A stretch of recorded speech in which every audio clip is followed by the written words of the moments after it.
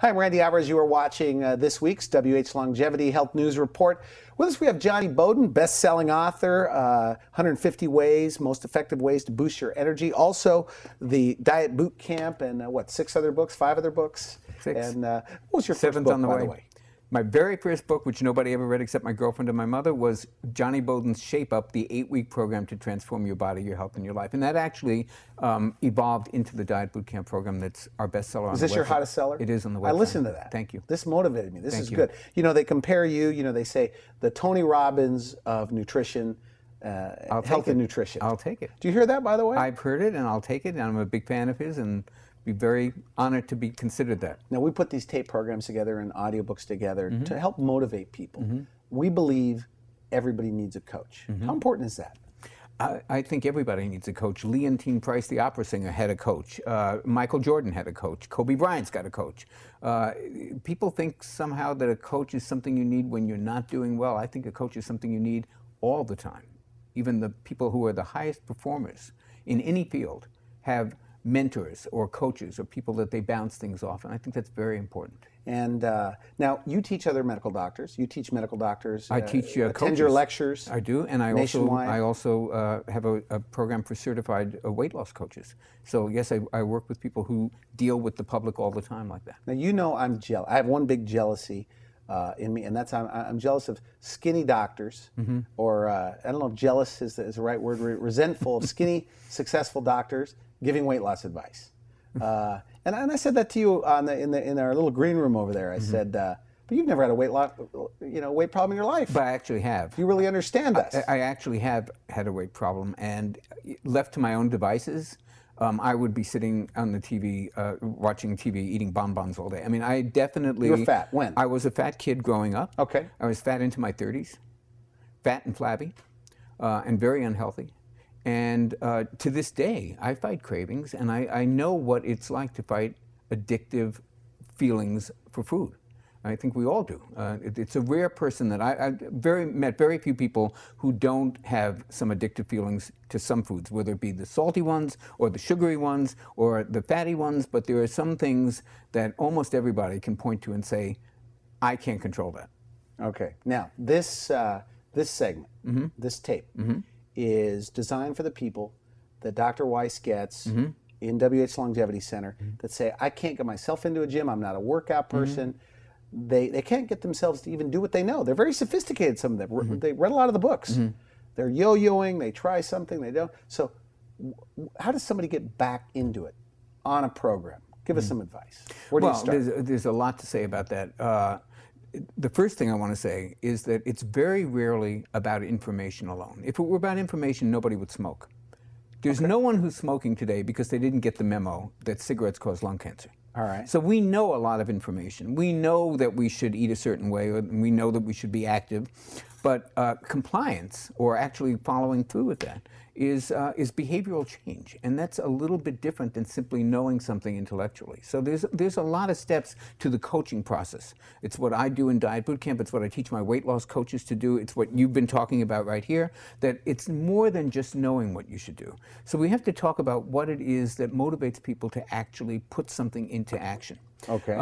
My thinking about this is that we bite off way more than we can chew at first, and we set ourselves up for failure. Our brains don't process degrees. They are very digital. They're on, off, yes, no. We did something, it's a success. We didn't do something, it's a failure. So when I was a personal trainer back in the day, back in the early 90s, I used to take people who were like you're describing, who were couch potatoes and couldn't imagine doing anything, and I would have them walk on a treadmill for 2 minutes, and that was it. Really? For 2 minutes. Why, you ask? Because what was important was not how much they did, but the beginning of building a habit. The beginning of consistency, the beginning of setting a goal, 2 minutes, and then telling your brain, I achieved that. Now it's a success. Now it's programmed as a yes. That's how they train animals, too. It's exactly how. And then you can shape what they call in behavior therapy, shaping the behavior. Now you can add more minutes to that. But what's important is that the person have the feeling of success. One of the reasons why gyms can oversell memberships every January, and they sell thousands of them, and if everybody kept those memberships, they'd be out of business, is because you see these guys, and we saw them all the time when I used to be a personal trainer. Guys would come in with the Arnold Schwarzenegger Modern Encyclopedia of Bodybuilding. They'd have these 6-hour routines. They'd come in January 1st, all gung-ho to do these 2-hour routines. They'd last about 3 days. And that was it. And what would happen is they'd come in with a goal of doing 2 hours. They'd do only an hour. The brain logs it as a failure. Nobody likes to do stuff that they fail at. They stop doing it. So people set too high in the beginning when you want to start when you're teaching a kid to play catch. You've got 2 sons. You taught them to play catch. At some point, did you hit them a hard ball on a fast pitch, or did you give them softball so that they could have the experience of catching? Then it gets harder.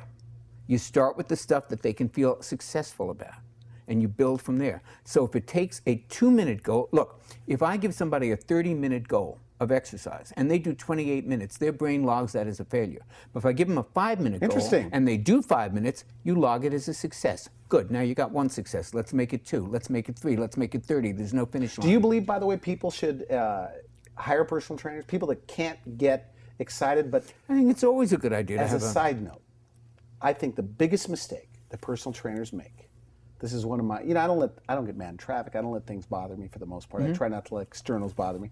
But when I see personal trainers killing people on the first day, second day, doing just some wild core balancing routines, I'm thinking, if I had to do that, my son, my 17-year-old son, had him a trainer doing these bizarre twisting moves on the ball. And now, it's hard to get motivated when you have an irritating, not fun workout. Yes, it is. So what are your thoughts on that? Well, and how to choose a trainer?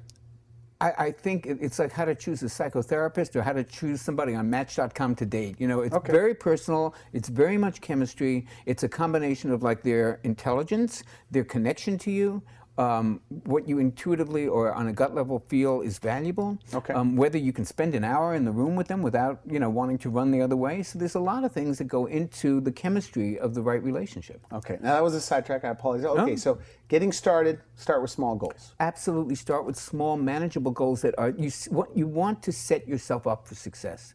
That's what you want to do. You want to make sure you have a successful experience before you start logging in. Oh God, I wish I had done that and I failed at that. You can't do that yet. You got to set up the goals. You have to almost under promise yourself so that you can make sure that that experience is a success. So it's kind of like you want to under promise yourself and over perform. You think you can do 30 minutes? Set it up for 20. Do the 20, do the 22.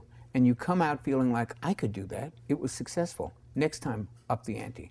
That's how you build a habit. And remember, when you're trying to get off the couch and start a new lifestyle that involves exercise, you got to find a wedge in there. You're not going to start with trying to get a 4-hour chunk out of the day. Get your 2-minute chunk.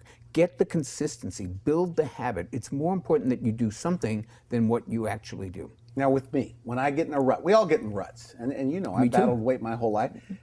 I look for coaches. Here, when I heard your program, I read every popular diet book on the planet, went to all the seminars, but I needed that coaching. So do you think with that beginning, it's good advice to say also, maybe start one of the books, listen to some of your tapes, find a good book? I don't want to be too self-promoting, but sure, I think that those things are valuable. That's why I write them. I mean, and why I record them. I think that they're helpful to people. So get some leverage. Yeah. Kind of motivate yourself. Or what's next? Okay, so you get them start small goals. Then some accomplishments. But then then you can up the ante. Look, I'm a tennis player. When I started, I didn't start by playing singles against 5-0 players. You start with stuff like a stroke. Can you get the ball back over the net? Then you have tennis lessons, though. Of course. Of course. So weight loss lessons as well. Well, we have a lot of bad information out there. A lot of my books have been about debunking that information. When I wrote the 150 Healthiest Foods on Earth, which is my bestseller of all time, there's a lot of stuff in there that made people crazy at first. I didn't say soy was a great food. I talked about raw milk. I talked about grass-fed beef. I talked about the difference between farm-raised salmon and wild salmon. A lot of myths that we busted in that book, and that I busted in Living the Low-Carb Life as well. So I think there's a lot of bad information out there about what constitutes a healthy diet. Low-fat is still around. There are still people. I went in your office today, this healthy place, people are still talking about egg white omelets. Food in here. People don't like, we don't allow people to bring bad food. within this building. It's a true story. I believe you, but unfortunately, we don't all agree on what's bad food. Okay. A lot of people think, gotta eat egg white omelets because, my God, the yolk's got cholesterol. So there's a lot of that's bad information, folks, by the way, in case you didn't get my sarcasm. So the point is, there's a lot of questionable information out there about what's healthy and what's not healthy. So your eggs, why have eggs with the yolks? Why is that good for you? It's the perfect source of protein. It's one of the most highly rated sources of protein in terms of bioavailability. The stuff in the yolk is phenomenal for you. It contains, let's just start with lutein and zeaxanthin, which are two amazing antioxidants for the eyes that are only absorbed in the presence of fat. That's why nature put them in there in the fatty part of the egg. So getting rid of the fat in the egg, actually, you're throwing away about half of the value of the egg.